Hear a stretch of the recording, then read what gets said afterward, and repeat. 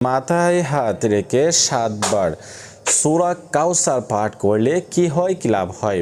আউযু বিল্লাহি মিনাশ শাইতানির রাজিম। বিসমিল্লাহির রহমানির রহিম। ইন্না আ'তাইনাকাল কাউসার ফাসাল্লি লিরাব্বিকা ওয়ানহার ইন্না শানিআকা হুয়াল আবতার। বিসমিল্লাহির রহমানির রহিম। ইন্না আ'তাইনাকাল কাউসার ফাসাল্লি লিরাব্বিকা ওয়ানহার ইন্না শানিআকা হুয়াল আবতার।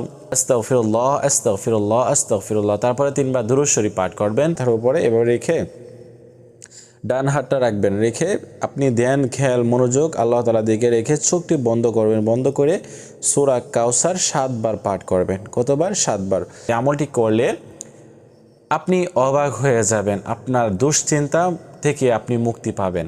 হ্যাঁ, অনেক ধরনের পেরেশানির মধ্যে আপনি ভুগতেছেন, পেরেশানির মধ্যে রয়েছেন, মানে দুশ্চিন্তা আপনাকে ছাড়তেছে না, আপনার পেরেশানির মধ্যে আপনি পড়ে আছেন, তাহলে এই আমলটি করেন, আপনার দুশ্চিন্তা চলে যাবে, আপনার পেরেশানি দূর হয়ে যাবে।